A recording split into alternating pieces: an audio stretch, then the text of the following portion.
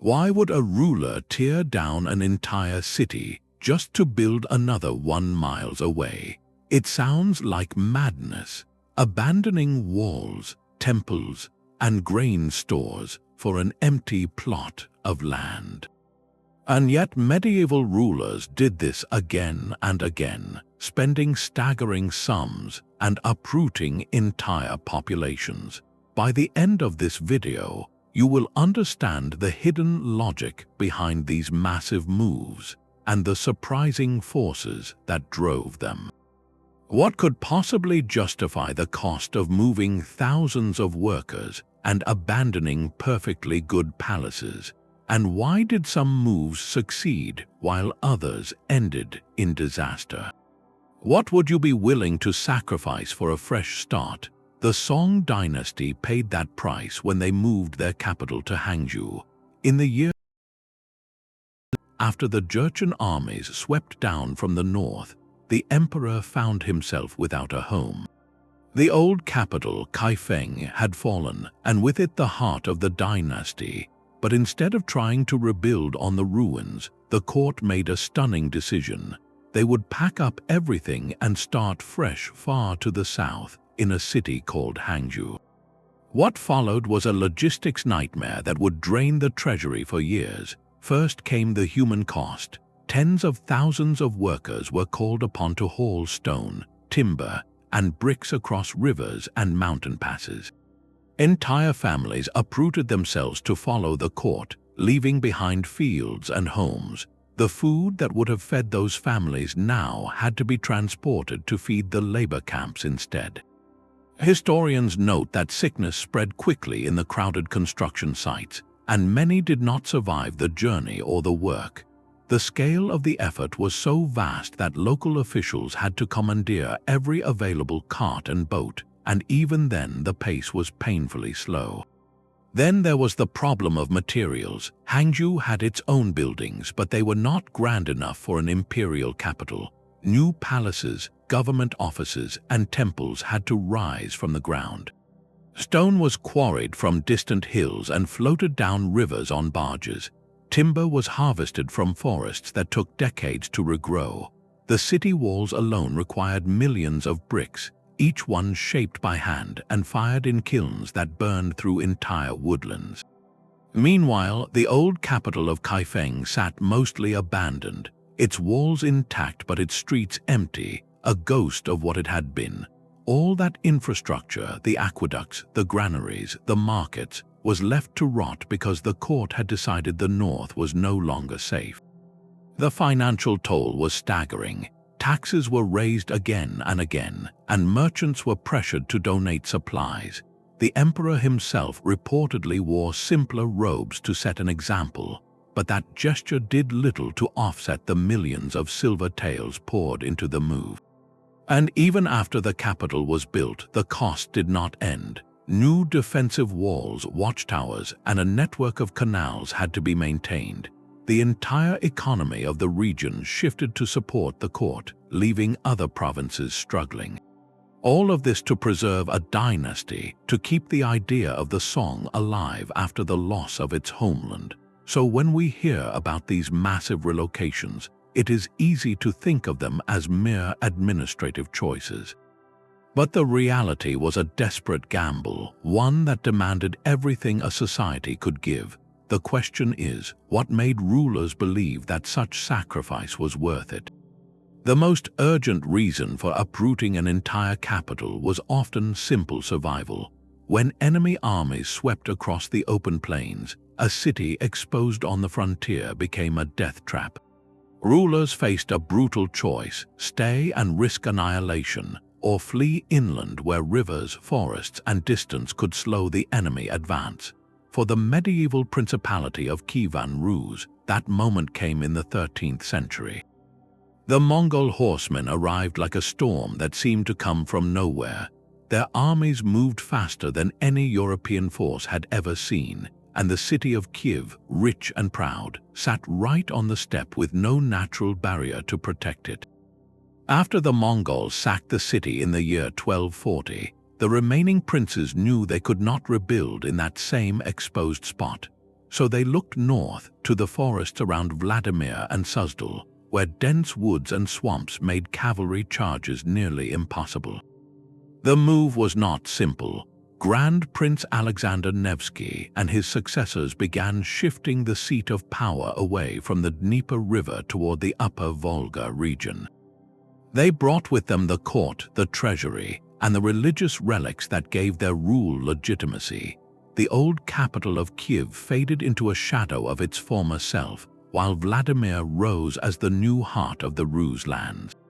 The cost was immense. New fortresses had to be built, trade routes re-established, and the entire administrative system moved hundreds of miles, but the alternative was worse. The Mongols could ride back at any time, and a capital that remained on the exposed frontier would never be safe. A similar story unfolded half a century earlier in the Byzantine Empire.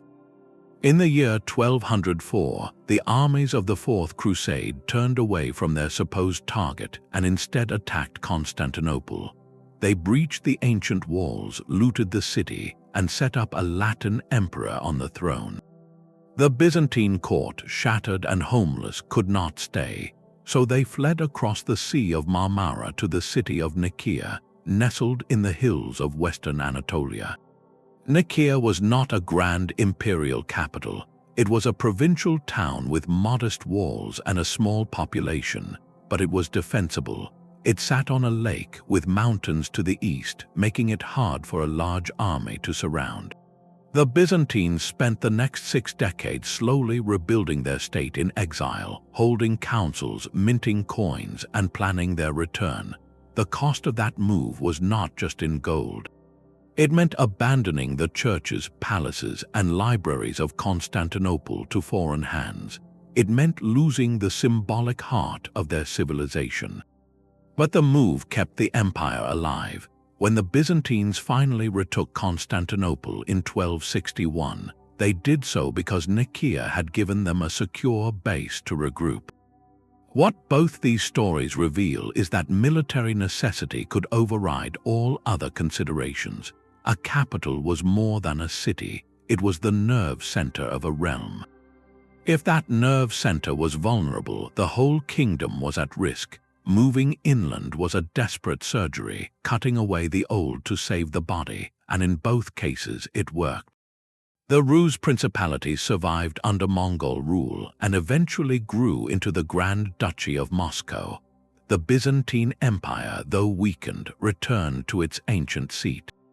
But not every relocation ended so well. Sometimes the new location brought its own dangers, and the cost of moving turned out to be higher than anyone had anticipated. Sometimes the enemy was not an army at all, but the slow, creeping failure of the land itself. The Khmer Empire learned this lesson the hard way in and around the city of Angkor. For centuries, Angkor had been a marvel of engineering. Its rulers built vast reservoirs and canals that captured monsoon rains and distributed water across the plain, allowing farmers to grow 3 or 4 crops of rice each year. But this system, brilliant as it was, relied on a delicate balance. Over time, the rivers that fed the canals began to silt up. Heavy rains washed soil from the deforested hills, and the sediment settled in the channels, slowly choking the flow. The empire had cleared enormous forests to fuel its construction projects, to build temples and palaces, and to smelt iron for tools and weapons.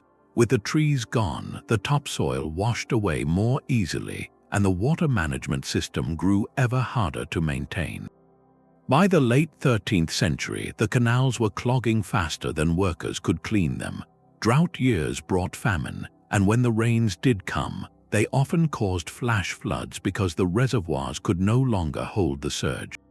The city of Angkor, once a bustling metropolis of perhaps 1 million people, began to empty. The royal court faced an impossible choice: spend staggering sums on a losing battle to revive an ancient water system, or abandon the capital altogether. They chose to move. Around the year 1430, the Khmer kings relocated their seat of power to the area around Phnom Penh, where the Mekong River offered a more reliable water supply and easier access to trade. The decision cost the empire its monumental legacy. Angkor was left to the jungle, its temples slowly swallowed by roots and vines. But the move preserved the kingdom itself, allowing it to survive for centuries more as a smaller, more adaptable state. What the Khmer experience shows is that even the mightiest infrastructure cannot outlast the environment it depends on. When the rivers change course, when the soil washes away, when the forests disappear, a capital built on those resources becomes a trap. The rulers who recognized that truth and had the courage to abandon their splendid cities gave their people a chance to start again. The most powerful force for moving a capital was often found not on a battlefield but on a trade map. When the Abbasid dynasty overthrew the Umayyads in the year 750, they inherited a vast empire stretching from Spain to the Indus. But they inherited a capital city, Damascus, that had been chosen by the previous rulers for different reasons. The Umayyads had favored Damascus because it sat close to their power base in Syria and gave them quick access to the Mediterranean. But for the Abbasids, the world was changing. The old trade routes that funneled spices, silks, and gold through the Mediterranean ports were slowly being eclipsed by a new network of roads and rivers that connected the Persian Gulf with Central Asia and China. The Abbasid rulers knew that the future of their empire depended on controlling the flow of commerce, and Damascus, tucked away in the western mountains, was simply not positioned to dominate that flow. So the second Abbasid caliph, Al-Mansur, made a radical decision. He would build a brand new capital from scratch, a city that would sit exactly at the crossroads of the known world. He chose a spot on the Tigris River near the ruins of the ancient Persian capital of Ctesiphon. In the year 762, work began on what would become Baghdad. The location was almost perfect. It lay where the Tigris and the Euphrates came close together, allowing canals to link the two great rivers.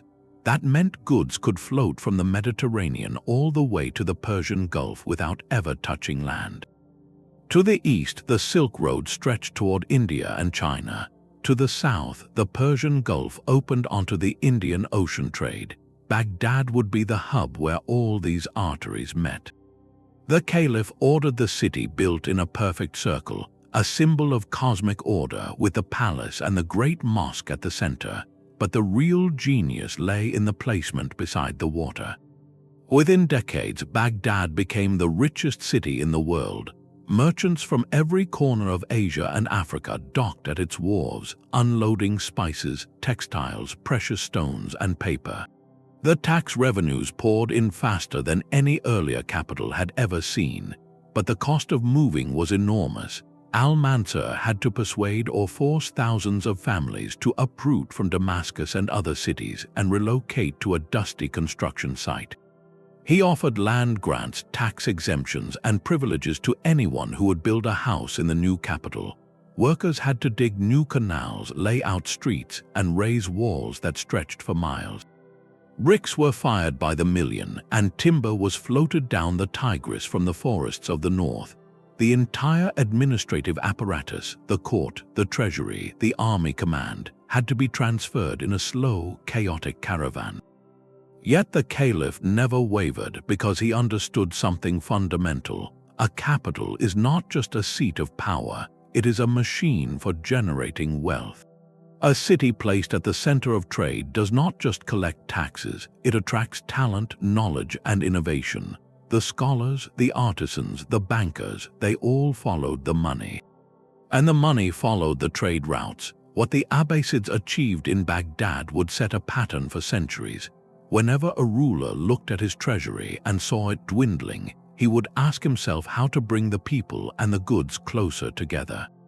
Sometimes that meant following a new trade route. Sometimes it meant abandoning an old capital that had grown isolated or whose local resources had run dry.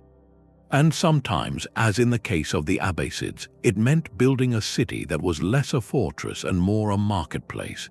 The lesson was clear. A capital that sits on a dead road will eventually become a ghost town, no matter how many armies defend it. The challenge for any ruler was to read the map of the world correctly and know when to move before the road turned to dust. But some rulers moved their capitals not for trade but for control. When a province grew restless and its leaders refused to obey, a distant throne could do little to enforce its will. Armies could march, but they took weeks to arrive, and by then the rebellion might have already spread. A more direct solution was to pack up the entire government and relocate it right into the heart of the trouble, so that the king could watch every move his subjects made. The Almohad dynasty understood this perfectly. They had risen from the Atlas Mountains of Morocco, sweeping across North Africa and then into Muslim Spain, known as Al-Andalus. Their original capital was Marrakesh, a city deep in the south of their realm. But the Andalusian provinces were far away across the Strait of Gibraltar, and their governors often acted like independent princes. The Almohad Caliph, Abu Yaqub Yusuf, decided that the only way to keep Al-Andalus loyal was to move the court directly into it. In the year 1170, he began transferring his administration to Seville, a city on the Guadalquivir River that sat at the center of Andalusian power. The cost was enormous. Masons, carpenters, and artists were brought from Morocco to build a new palace, the Alcazar, and a grand mosque that would rival anything in the region. Ships carried marble columns, carved wood, and even entire garden plants across the sea. Seville swelled with newcomers, and the old Berber tribes of the Almohad army now stood guard over a city where the local population spoke Arabic and followed a different rhythm of life. Tensions ran high. The Almohad rulers had to balance their own religious austerity with the luxurious tastes of the Andalusian elite. But by placing the capital in Seville, they achieved something crucial. The caliph could personally settle disputes, approve appointments, and lead campaigns against Christian kingdoms to the north without weeks of delay. The province that had once slipped away from central control was now pinned under the king's own roof. A similar logic drove the Delhi Sultanate in India. In the early 14th century, Sultan Ghiyasuddin Tughlaq came to power after a period of chaos. The northern parts of his realm, especially the area around the old capital of Delhi, had been shaken by revolts and Mongol raids. The Sultan saw that Delhi itself was too crowded, too vulnerable, and too tied to the old noble families who might challenge his authority. So he decided to build an entirely new capital called Daulatabad a few miles to the east. The project was staggering. Thousands of workers raised massive stone walls, some over 30 feet thick, and a fortress that could house the entire court. The Sultan forced the old nobility to move with him, often at great personal expense. They had to abandon their palaces and mansions in Delhi and build new ones on the rocky ground of Daulatabad. The move was not just about defense, it was about breaking the power of the old elites. In the new city, the Sultan could reorganize the administration, appoint his own loyalists, and keep a close eye on the restless northern frontier. And he did this while also founding another garrison city, Daulatabad, in the Deccan, to control the south. The Sultan's ambition was to rule from two capitals, shifting his court between them to keep every corner of his empire in check.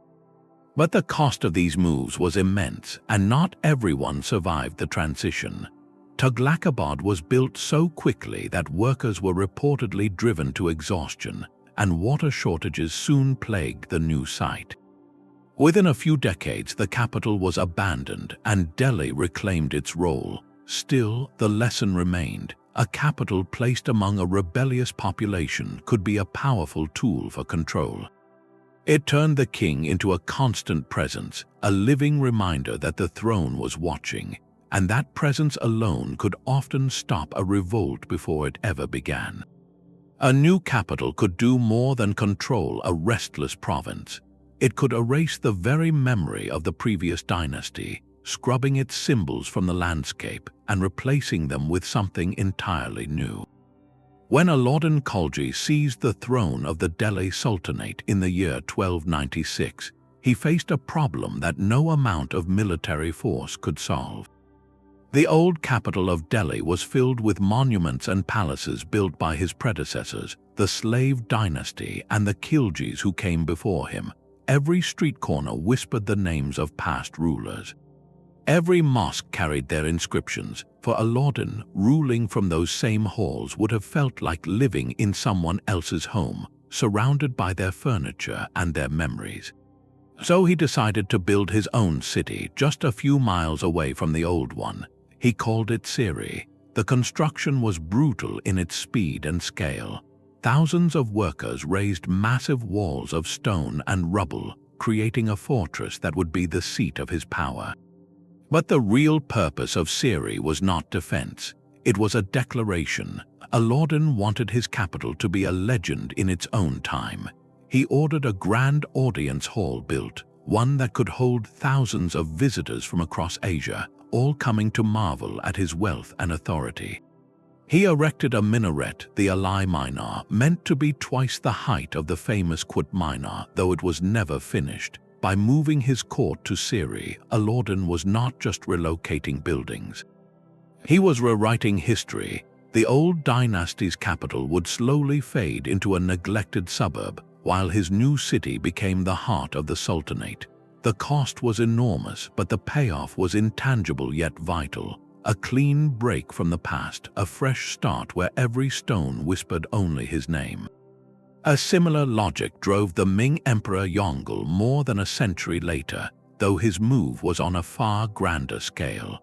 When Yongle seized power from his own nephew in a bloody civil war, he knew that the old capital of Nanjing was soaked in the loyalties of the previous regime. The officials, the generals, even the common people there had sided with his rival. To rule from Nanjing would mean constantly looking over his shoulder, always suspecting betrayal. So Yongle made a stunning decision. He would move the capital north to Beijing, a city he already knew well from his days as a prince. But Beijing was not ready to host an emperor. The old Yuan dynasty palaces had fallen into ruin after decades of neglect, and the city itself was a provincial backwater compared to the splendor of Nanjing. Yongle ordered a complete rebuilding. The Forbidden City rose from the ground, a walled complex of 999.5 rooms, built with timber floated down from the forests of the southwest and stone quarried from distant hills. Entire neighborhoods were demolished to make way for new avenues and canals. Workers dug a moat that stretched for miles and filled it with water from the Jade Spring. The population of Beijing swelled as officials, merchants, and laborers were forcibly relocated from the south.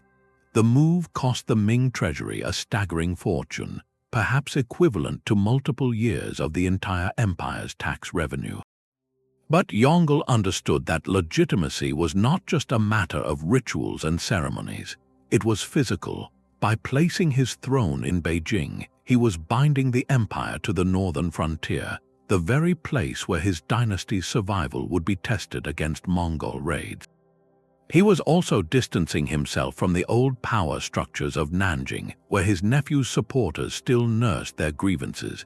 The new capital became a symbol of Yongle's vision, a strong, centralized state facing outward, not inward. The old capital of Nanjing was demoted to a secondary seat, stripped of its imperial glory. And just as Aladdin Khalji had done with Siri, Yongle had effectively erased the previous era. The Ming dynasty, under his rule, would be remembered not for the civil war that brought him to power, but for the magnificent city he built. These moves reveal a deep truth about medieval rulers. They knew that authority was fragile and often lived in the minds of their subjects. A capital was not just a place to live, it was a stage, and sometimes the best way to claim a new role was to build an entirely new theater. Not every capital moved because of armies or trade routes. Some were built to fulfill a prophecy, to place the throne closer to heaven, or to challenge the religious authority of a rival. For the Fatimid dynasty, the decision to found Cairo was nothing less than a declaration of holy war against the Abbasid caliphs of Baghdad. The Fatimids were Ismaili Shia, and they believed that their caliph was the true spiritual leader of all Islam. But the Abbasids in Baghdad had held that title for centuries, surrounded by the pomp of their ancient court. So the Fatimid Caliph Al-Mu'iz ordered a new capital built from scratch on the banks of the Nile, just north of the old city of Fustat. He named it Al-Qahira, the Victorious, which we know today as Cairo. The construction began in the year 969. Workers laid out a walled city with a grand palace at its center, a vast mosque that would later become Al-Azhar, and a network of streets that rivaled anything in the east. The design was not just practical, it was symbolic. The Fatimids wanted Cairo to outshine Baghdad in every way, to prove that their vision of Islam was the one that God favored. Money flowed into the project from across the Mediterranean. Artisans from Syria and North Africa carved marble and wood into exquisite patterns. Libraries were stocked with thousands of books on science, philosophy, and theology. The city became a beacon for scholars and merchants who felt stifled by the conservative mood in Baghdad. The message was clear: spiritual authority was not inherited from the past. It was proven by the greatness of the city that housed it. The same kind of thinking guided rulers in the pagan kingdom of Myanmar, though their motives were shaped by a different faith. After the Mongol invasions shattered the old order in the late 13th century, the kings of Pagan faced a crisis of legitimacy. The great capital of Bagan, with its thousands of temples and stupas, had been the center of Theravada Buddhism for generations. But the city was exposed and its glory was fading. Successive kings moved their courts to new locations, first to Pinya, then to Ava, and later to other sites. Each move was accompanied by elaborate ceremonies and the construction of new monasteries and libraries. The kings were not just fleeing danger, they were trying to create a purified Buddhist kingdom, one where the ruler could sponsor the Sangha and build new pagodas that would earn him merit in the next life.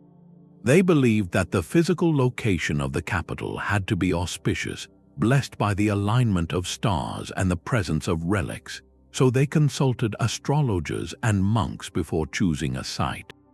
They moved entire populations of monks and artisans, carting stone Buddha images and sacred texts across rivers and hills. The cost in labor and treasure was enormous, but the reward was cosmic, a kingdom that stood in harmony with the Dharma, the divine law. For these rulers, a capital was never just a city. It was a prayer made of stone and wood, a statement that the gods were on their side. And if the old capital lost that blessing, if it was sacked by enemies or struck by drought, the only way to restore favor was to start again somewhere new. For the Sui and Tang emperors, rice was more powerful than any prophecy. The great capital of Chang'an sat in the Wai River Valley, surrounded by fertile land, but not fertile enough to feed the hundreds of thousands of officials, soldiers, servants, and merchants who crowded its walls. The city's population swelled until the local harvest could not keep up, and the court became dependent on grain shipped from the eastern provinces, from the plains of the Yellow River, and eventually from the rice paddies of the distant south. That grain had to travel a long and punishing route, down the Yellow River, then up the Wai River, and finally over a series of canals and roads that twisted through narrow gorges. Every year, fleets of barges set out from the east, loaded with sacks of wheat and rice. Many of them never arrived. The current was treacherous, and boats often broke apart against hidden rocks. Porters had to haul the grain overland around rapids, a journey that could take weeks and consumed nearly as much food as it delivered. The cost of feeding Chang'an was eating the empire alive. The Sui Emperor Yongdi had tried to solve this problem by building the Grand Canal, an immense waterway that linked the Yangtze River to the Yellow River. It was a masterpiece of engineering, but even the Grand Canal could not solve the final leg of the journey. The grain still had to travel up the Wai River to reach Chang'an, and that stretch remained a bottleneck. By the early Tang dynasty, the court was spending more on grain transportation than on the entire army. Something had to give. The solution was not to improve the route but to shorten it. The Tang emperors began moving the court not permanently at first but seasonally to the eastern capital of Luoyang. Luoyang sat on the Luo River, directly connected to the Grand Canal network. Grain could sail from the fertile east all the way to the city's granaries without ever touching a porter's back. The court would pack up its treasures, its records, its entire administrative apparatus, and travel east for months at a time to consume the grain where it landed. The move was not cheap. Palaces had to be maintained in both cities, and the imperial court had to be transported with all its ceremonial baggage. But it was cheaper than trying to feed Chang'an. Over time, the Tang rulers spent less and less time in the old western capital. The magnificent halls of Chang'an, built by the Sui and enlarged by the early Tang, stood empty for much of the year. The city's markets shrank, its population dwindled, and its grand avenues grew quiet. Meanwhile, Luoyang thrived. It became the true center of power, not because of any strategic or symbolic reason, but because the river brought the food. The lesson was stark. No matter how much gold and labor had been poured into Chang'an, the empire could not afford to keep it fed. Sunk cost meant nothing when the granaries were empty. The move to Luoyang was not a single dramatic event, but a slow, grinding shift driven by the most basic of human needs. And yet, even Luoyang would eventually face its own supply crisis, forcing the Tang court to look even further east toward the cities of the Grand Canal itself. The court of the Holy Roman Empire was always on the move. Long after Charlemagne had settled his favorite residence in Aachen, his successors found themselves carrying the crown, the treasury, and the imperial archives from one palace to another, rarely staying in one place for more than a few months. This wandering existence was not a sign of indecision. It was the only way to hold together a patchwork of kingdoms, duchies, and free cities that stretched from the Baltic to the Mediterranean. The emperor had to be seen, had to sit in judgment, had to remind every corner of the realm that his authority was real. So the imperial court became a traveling city, complete with cooks, scribes, guards, and even a portable throne. But as the centuries passed, the cost of this constant motion began to weigh heavily. Every journey required horses, wagons, fodder, and food for hundreds of people. Each new stop demanded that local lords prepare quarters and supplies, a burden that drained goodwill faster than it built loyalty. The emperors realized that if they wanted to govern effectively, they needed a fixed seat, a place where administrators could settle down with their records, where ambassadors could always find them, where the machinery of government could run without interruption. The old heartland of the Carolingian world around Aachen still held deep symbolic meaning. Charlemagne had built his palace there, and his tomb lay in the cathedral. For generations, emperors were crowned in Aachen, and the throne of marble that had once supported Charlemagne remained a powerful relic. But Aachen lay in the west, close to the French border, far from the emerging power centers of the east. As the empire expanded into Slavic lands and the rich cities of the Rhine and Danube grew in importance, the old capital felt increasingly remote. The emperors began to look eastward toward Prague. Under Charles IV in the 14th century, Prague became the imperial seat in all but name. Charles built a new cathedral, founded a university, and laid out the grand stone bridge that still spans the Vltava. He collected holy relics and displayed them to draw pilgrims and merchants. Prague was meant to outshine Aachen, to prove that the empire had a new heart. But even Prague could not hold the crown forever. The Hussite wars tore the city apart, and later emperors found the chaos of Bohemia too risky. So the court drifted again, this time south to Vienna, the city that would eventually become the permanent capital of the Habsburg dynasty. Vienna sat at the crossroads of east and west, guarding the Danube corridor against Ottoman expansion. It was a city of bureaucrats and bankers, not just soldiers and saints. Over decades, the imperial chancery settled into the Hofburg Palace, and the archives stopped moving. The wandering had finally ended. What had begun as a necessity, a way to keep the empire from flying apart, had gradually transformed into the modern idea of a fixed capital, a symbol of stability that outlasted any single emperor. And yet, that stability came at a price. Once the court stopped moving, the empire itself began to freeze around it. The provinces that had once hosted the emperor now felt neglected, and the sense of shared imperial identity slowly faded. The peripatetic court had been inconvenient, but it had also been a living bond. When that bond became stone, something intangible was lost. Not every ruler who moved his capital succeeded, and some failures became cautionary tales whispered by historians for centuries. In medieval India, no example is more striking than that of Muhammad bin Tughluq, a sultan who tried to shift his entire empire from Delhi to a city called Daulatabad, hundreds of miles to the south. The year was around 1327. The sultan had inherited a vast realm that stretched from the Indus to the Deccan Plateau, but he saw a problem. The old capital Delhi sat in the north, far from the rich southern provinces that had only recently been conquered. The governors there were restless, the local chieftains defiant, and the distance made swift control nearly impossible. So Muhammad bin Tughluq ordered a complete relocation. He commanded the entire population of Delhi, the nobility, the merchants, the scholars, the artisans, and the common people, to pack up and march south. The order was absolute. Those who hesitated faced harsh penalties. Thousands of families loaded their belongings onto carts and camels and began a journey of over 700 miles across rugged terrain.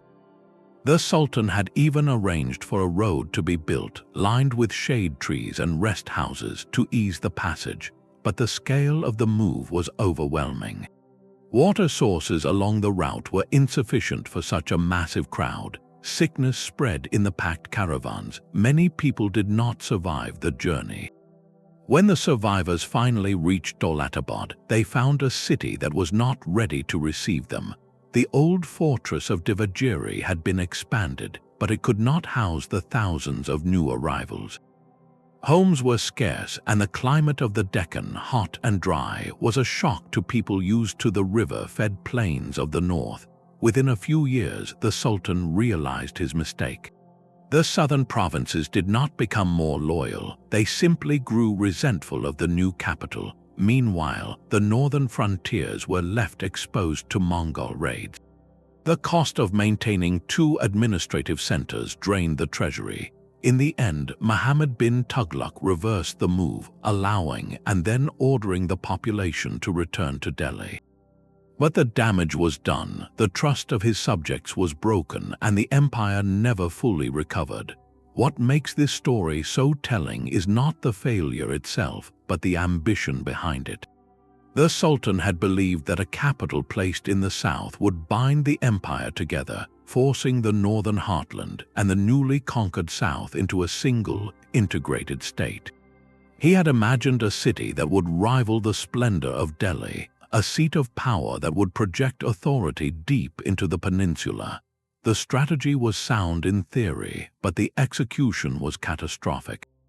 The lesson learned by later rulers was that a capital is not just a location on a map. It is a living organism of customs, relationships, and memories. Uprooting it requires more than roads and rest houses. It requires the consent of the people who make the city breathe. And when that consent is coerced, the city itself becomes a ghost. Even in failure, Muhammad bin Tughluq's experiment reveals what leaders hope to gain: control, unity, and the ability to reshape a kingdom from the inside out.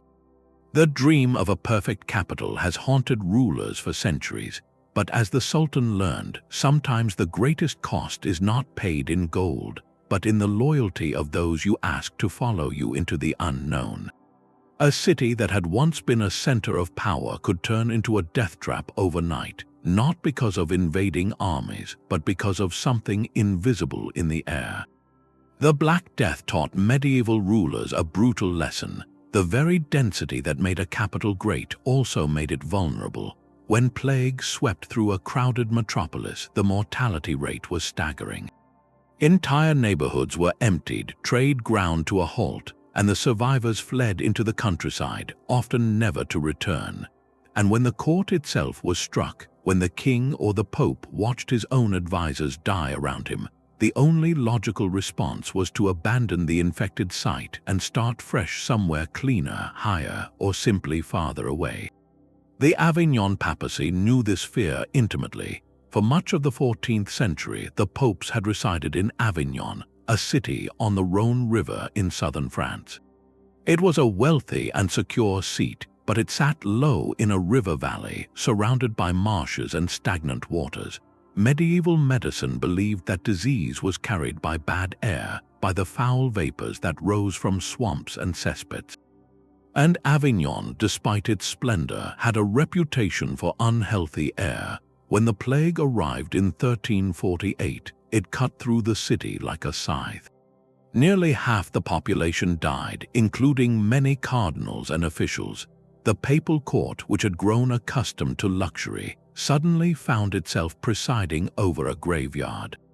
Survivors spoke of the stench of unburied bodies and the constant tolling of bells. The Pope, Clement VI, did something unprecedented. He bought a castle far from the city, in the countryside of the Comtat Venaissin, and moved the entire court there during the worst months. It was not a permanent relocation of the capital, but it was a clear sign that even the highest authority in Christendom could not ignore the air. Later, when the popes finally returned to Rome in the late 1370s, one of the arguments for the move was that Rome, despite its ruins, sat on hills with better drainage and cleaner breezes. The Avignon experiment had shown that a capital built in a pestilent location was a capital that could not last. A more dramatic example came from the highlands of Ethiopia. For centuries, the heart of the Ethiopian Empire had been the ancient city of Aksum, a place of towering obelisks and royal tombs. But by the late medieval period, Aksum had declined, and the political center had shifted to a region called Lalibela, famous for its rock-hewn churches. Yet even Lalibela was not safe. In the 15th century, a series of epidemics swept through the highlands, likely a combination of plague and other diseases carried by trade routes from the coast. The royal court watched helplessly as the population thinned and the fields lay fallow. The emperor at the time, Zara Yacob, made a calculated decision. He would move the capital to a new site, a place called Deba Burhan, which meant mountain of light. It sat at a higher elevation where the air was cooler and thinner, and where the winds could sweep away the miasma that people believed carried sickness. The move was not quick. The entire apparatus of government had to be transported up rugged mountain paths. The court brought with it not just scribes and soldiers, but also priests carrying sacred texts and relics, hoping that divine favor would protect the new site. Deba Burhan was built with wide streets and open spaces, a deliberate contrast to the cramped, disease-prone quarters of older cities.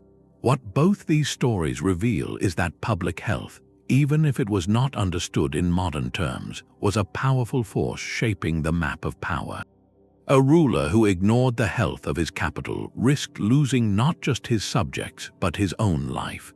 And so, alongside the considerations of trade, defense, and symbolism, there was always the silent question of the water and the air. A city that made people sick would eventually be abandoned, no matter how many monuments had been raised within its walls. The struggle against disease did not end with the medieval period, but the lessons learned in those centuries would echo into the modern era, reminding every generation that a capital is only as strong as the life it can sustain. Sometimes the greatest threat to a ruler came from his own inner circle. The Ottoman sultans learned this painfully as the Janissary Corps grew from a loyal slave army into a political force that could make or break a throne. The old capital Bursa, nestled in the green hills of northwestern Anatolia, had served the early sultans well, but by the late 14th century, the city had become a trap. The Janissaries, recruited from Christian boys who were converted, trained, and bound to the sultan personally, had developed a fierce sense of their own power. They surrounded the palace, controlled the streets, and could be roused to violence by any rumor of a weak ruler. Assassinations became common. More than one sultan was deposed or killed by Janissary factions who felt their privileges were threatened. The court itself was paralyzed. Nobles formed rival factions, each trying to win the Janissaries' loyalty with bribes and promises. To govern from Bursa meant to constantly look over your shoulder. Sultan Murad I made a bold decision. He would move the capital far to the west across the Dardanelles into the newly conquered European territory. The city of Edirne, known then as Adrianople, sat on the banks of the Maritsa River, a strategic crossroads that opened onto the Balkans. The move began in the 1360s and was carried out with determination. The Sultan transferred his treasury, his records, and his most trusted household troops to the new site. The Janissaries, who had grown comfortable in Bursa, were forced to follow. In Edirne, their old networks of influence were broken. They had to build new barracks, find new allies, and adapt to a city where the Sultan could keep a closer watch. The cost of building a new palace, new mosques, and new marketplaces was enormous. But the price of staying in Bursa would have been higher: the constant risk of revolt, the erosion of royal authority, the slow strangulation of the Sultan's power by the very men who were supposed to protect him. Edirne became the launching point for the Ottoman expansion into Europe, and for nearly a century it served as a capital free from the Janissaries' shadow. Yet even that solution was temporary. As the Janissaries regained their influence in Edirne, later sultans would look for another escape, eventually finding it in the massive new city of Constantinople. The pattern repeated again and again. A ruler could build a magnificent capital, but he could not build walls strong enough to keep out the ambition of those closest to him.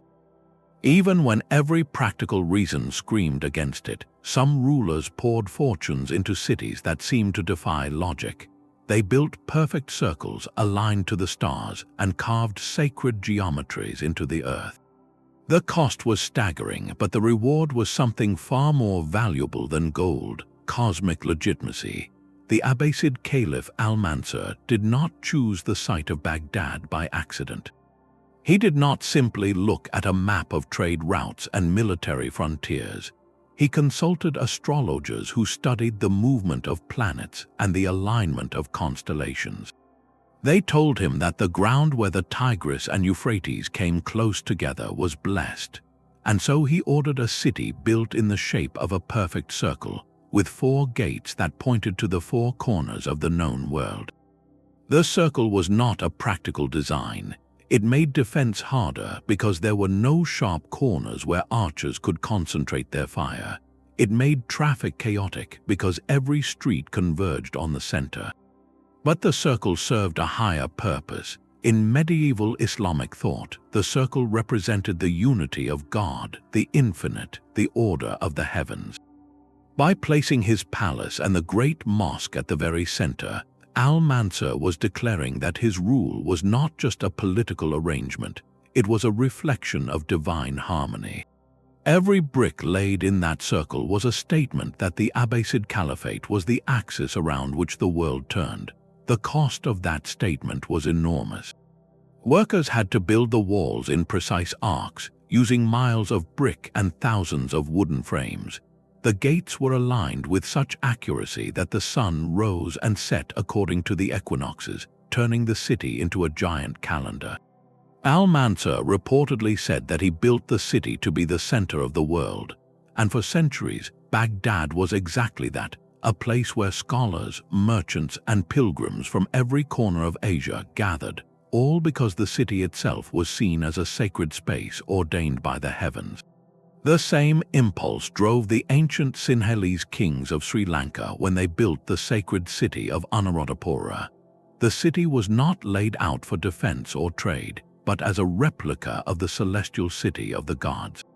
The central stupas, the dagobas, were shaped like bubbles rising from water, symbolizing the path to enlightenment. The great bow tree, brought from a cutting of the tree under which the Buddha attained enlightenment, was planted at the heart of the city. Every structure was aligned to the cardinal directions, and the entire layout mirrored the Buddhist cosmos, with concentric zones representing different levels of spiritual attainment. The cost of building Anuradhapura was measured in decades of labor and the labor of thousands who shaped stone, carved statues, and raised the massive brick domes that still stand today. But the purpose was not to impress foreign ambassadors or to store grain. The purpose was to create a physical representation of the Dharma, to make the invisible order of the universe visible in stone and earth. A ruler who built such a city was not just a king. He was a bodhisattva, a being working for the salvation of all. And the people who lived in that city, who walked its sacred streets, believed that they were living in a place where the gods walked alongside mortals. What both these examples reveal is that for many medieval rulers, a capital was never just a place. It was a message written in geometry, a prayer made permanent, a claim that the ruler's authority came from something higher than armies or taxes. The money spent on these projects was not wasted. It was invested in the belief that upheld the entire social order. When people looked at the perfect circle of Baghdad or the gleaming stupas of Anuradhapura, they saw proof that their ruler was chosen by forces beyond human understanding. And that belief was worth more than any fortress or fleet. But even a city built for the gods could not escape the slow wear of time. The stones weathered, the canals silted up, and the great administrative machinery that once ran smoothly began to groan under its own weight. Every medieval capital faced a hidden expiration date, not because of enemies or epidemics, but because of the quiet accumulation of decay and obsolescence. A city that had been perfectly sized for a young kingdom could become a bloated, unmanageable monster after centuries of growth. Its streets grew crowded, its water supply became fouled, and its bureaucracy multiplied until simple tasks took weeks. The very grandeur that had once inspired loyalty now became a burden, a sprawling maze of palaces and offices that consumed more resources than it produced. For the rulers of Sri Lanka, this reality struck home in the 13th century. The ancient capital of Polonnaruwa had risen after the fall of Anuradhapura, becoming a magnificent center of Buddhist civilization. Its kings built towering stupas, vast irrigation tanks, and ornate palaces that drew pilgrims from across the island.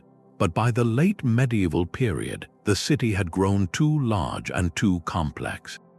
The sprawling network of reservoirs and canals that fed the surrounding rice fields required constant maintenance, and as the population shrank due to warfare and shifting trade routes, there were not enough hands to keep the system alive.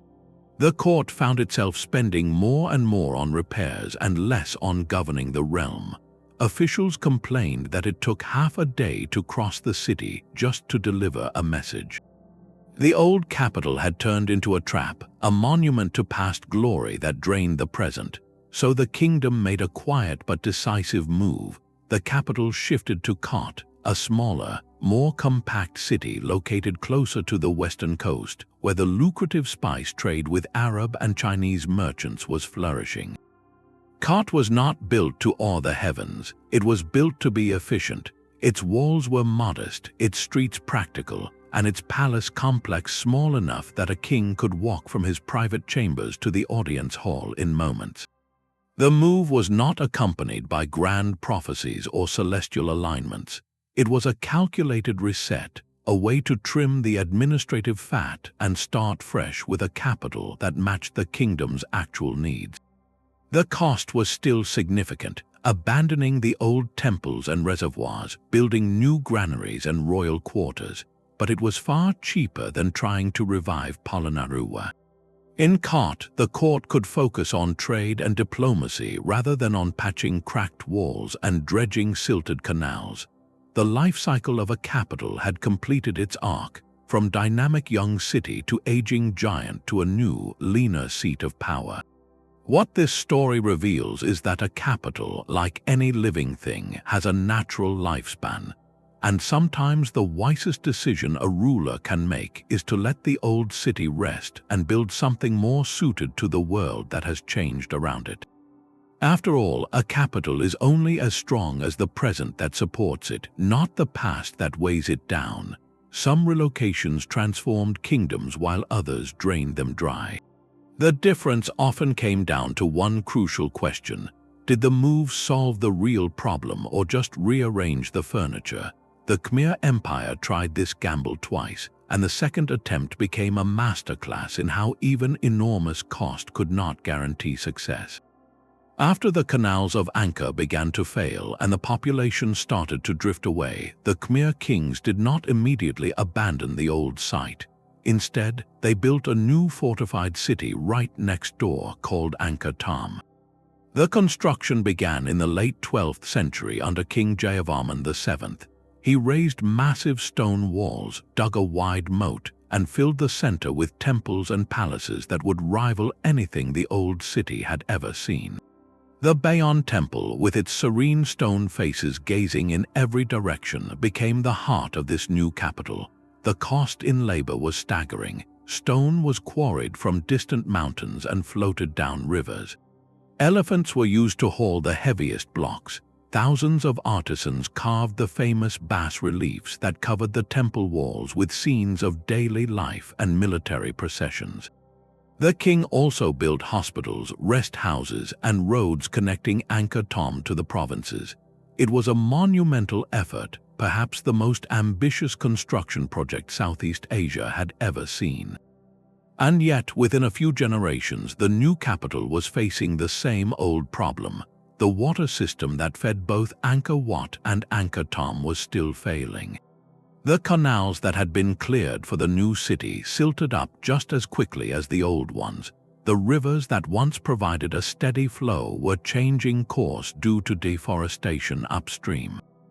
Angkor Thom had been built to be a more defensible and more glorious capital, but it had not addressed the root cause of the decline. The land itself could no longer support a dense population.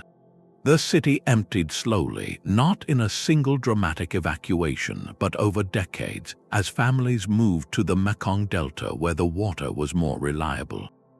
By the time the Thai armies sacked Angkor in 1431, the great capital was already a shadow of its former self, a magnificent shell with too few people to maintain it.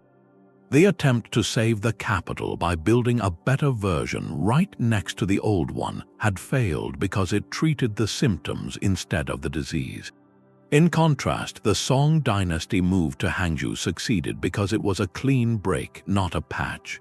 When the court fled south, they did not try to rebuild Kaifeng in a new location. They accepted that the old site was lost and started fresh, building a capital that was suited to its new geography and its new role as a refuge for the exiled court. The result was a city that thrived for centuries, becoming the largest and most prosperous metropolis in the world at the time. What made the difference was not the scale of the investment, but the honesty of the decision. The Khmer kings had tried to have it both ways, keeping the old capital alive while pouring treasure into a new one nearby. That divided effort satisfied neither goal. The water system of Angkor was a single, interconnected network. Building a new city within that same network only added more demand to a system that was already collapsing. It was like digging a second well next to a dry one and expecting twice the water. The Song, by contrast, abandoned the entire basin of the Yellow River for a new region with abundant rainfall, navigable rivers, and a climate that did not require massive irrigation. They did not look back. The lesson is that a relocation must be total, or it risks becoming a half measure that drains resources without solving the underlying weakness. And sometimes the hardest part for a ruler was not the cost in gold or labor, but the willingness to admit that the old home could never be saved. No ruler ever moved a capital for a single reason. The decision was always a tangled knot of pressures, where one motive pulled east and another pulled west, and the final choice was rarely clean. A king might face an enemy army at the gates, but also see a rich trade route opening in the opposite direction. The treasury might be empty, but a prophecy promised glory if he built on a hill blessed by the stars. Military necessity, economic opportunity, environmental decay, political isolation, and religious ambition did not march in separate lines. They whispered together in the same ear, and the ruler had to decide which voice was loudest. The Tang emperors, for example, did not move to Luoyang only because the grain ran out. That was the economic pressure, but there was also a military angle. The northeastern provinces needed closer oversight, and Luoyang was nearer to the restless frontier. There was a political layer too. The old nobility in Chang'an had grown entrenched, and a new capital offered a chance to break their grip. And underneath it all lay an environmental reality. The Wai River Valley was simply too dry to support the court forever. One pressure alone might not have justified the cost, but combined they created a force that could not be ignored. The same logic applied to the Abbasids.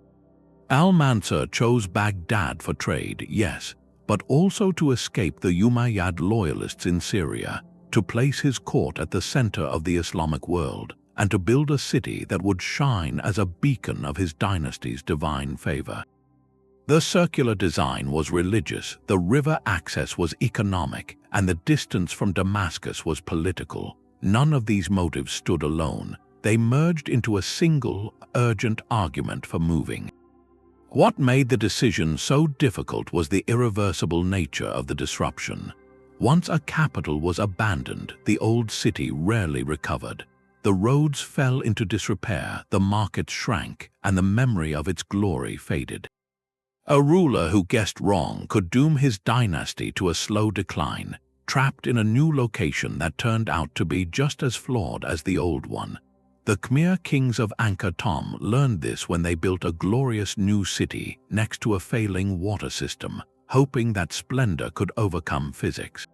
They misjudged which pressure was most critical, and the environment eventually overruled their ambition. So the framework that emerges is a kind of balance sheet, not of gold, but of risks and opportunities. A ruler had to ask which threat is most immediate, which opportunity is most durable. Can I afford the short-term cost of moving, and will my people follow me, or will they stay behind and let the old capital become a rival? The answers were never certain, and the margin for error was razor-thin. Some rulers, like the Song dynasty, read the balance correctly and survived. Others, like Muhammad bin Tughluq, made a miscalculation that shattered the trust of their subjects. In the end, every relocation was a gamble where the dice were loaded by forces far beyond any single king's control. And that is what makes these stories so compelling. They are not just tales of grand palaces and vast expense, but of human beings trying to steer their kingdoms through storms they could only half understand. The cost of moving a capital was its own kind of currency. To spend staggering sums on a new city was not a weakness, but a declaration that the ruler commanded resources no rival could match. When the Ming Emperor Yongle poured years of tax revenue into the Forbidden City, he was not just building a palace. He was proving that he could afford to discard an entire old capital and raise a new one from the mud of the northern plains. The message traveled faster than any messenger. This emperor has the power to reshape the world itself. Every brick, every beam, every canal cut through the earth was a propaganda monument, a physical argument that his rule was ordained by heaven and backed by boundless wealth. The paradox is that the very things that seem wasteful to us, the abandoned granaries, the empty palaces, the fields left fallow when workers were conscripted, were actually the strongest proofs of imperial strength. Only a ruler who feared no rival could afford to let a city rot. Only a dynasty so secure in its grip could pour gold into a new capital while the old one crumbled. The Abbasids understood this perfectly. When Al-Mansur built Baghdad in a perfect circle, he spent enormous sums on astrologers and engineers, on bricks and timber and marble. But the real cost was not the treasure. It was the signal that the old Umayyad capital of Damascus was no longer relevant. By building a new city from scratch, the Abbasids were saying that they were not just a continuation of the past. They were a new beginning, a dynasty so confident that it could erase the old order and start fresh. The people who witnessed that construction, merchants, pilgrims, scholars, did not see waste. They saw power made visible. The same logic drove the Byzantine Emperor Constantine the Great when he founded Constantinople.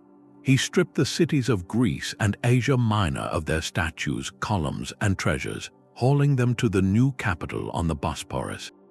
The cost to those old cities was immense, but to Constantine it was a statement. The old world was being dismantled and reassembled around his new throne. Every marble column that arrived on a barge was a trophy, a reminder that the emperor could command the labor and resources of the entire Mediterranean.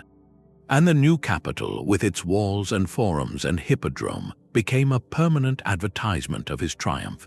So when we hear about the staggering expense of moving a capital, we should not think of it as a burden the ruler reluctantly bore. For them, it was an investment in the most valuable currency of all, the perception of invincibility. A capital built with that kind of effort did not just house the court. It inspired awe in every visitor, and that awe was the foundation of loyalty. The people who lived in the shadow of those walls believed they belonged to something eternal. And that belief, more than any army, kept the throne secure. So every decision to abandon a city and build again on empty ground was a wager where the stakes were measured in generations. A ruler might bet that a new location would bring trade, security, or divine favor, but the outcome never arrived on schedule and rarely matched the dream. Some of those gambles paid off beyond imagination, turning dusty construction sites into crossroads of the world. Others drained kingdoms into ruin, leaving behind half-finished walls and bitter memories. The map of the medieval world was not drawn by armies alone. It was shaped by the silent calculus of rulers who looked at their crumbling capitals and made the terrifying choice to start over. The scars of those decisions are still visible today in the ruined palaces of Angkor, the empty circles of Baghdad, and the quiet streets of what was once the heart of an empire. And yet, the very act of moving was a statement of hope. It said that the future could be different from the past, that a new city could rise from the old, and that a kingdom was not bound to the bones of its ancestors. The next time you walk through an ancient capital, ask yourself who abandoned it and why. What did they see coming that no one else could? And if you know of another great move in history that we did not explore, drop it in the comments. The world is full of ghosts of cities that were once the center of everything. Their stories are waiting to be told.